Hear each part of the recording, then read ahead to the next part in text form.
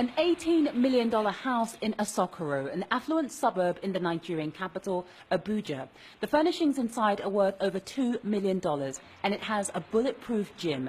The government says it was bought with public money allegedly stolen by the former petroleum minister. It's part of the $10.3 billion worth of assets and cash recovered that had been stolen during the last government.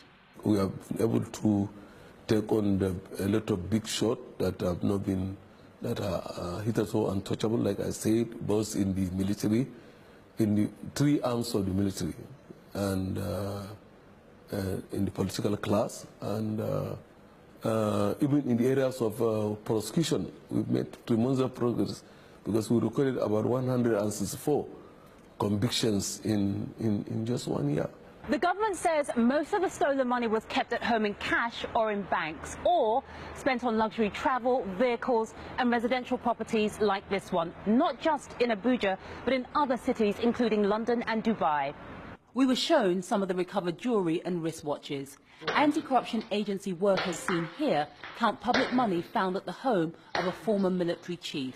Dozens of residential and commercial properties suspected to have been bought with corrupt funds have also been sealed off. President Muhammadu Buhari was elected last year on the promise of making the fight against corruption his top priority. He blames the previous administration of former President Goodluck Jonathan for most of the looting. On Monday, Jonathan denied all allegations of corruption and said he did a good job curbing it. But the former National Security Advisor, Sambo Dasuki, has been charged, and the former petroleum minister questioned for corruption.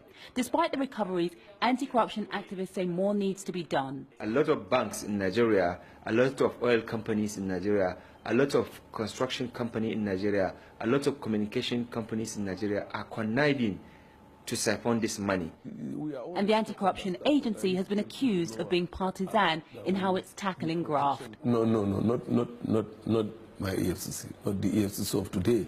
We are not politicized. If there is an allegation against anybody, we'll go after them. Many Nigerians hope so.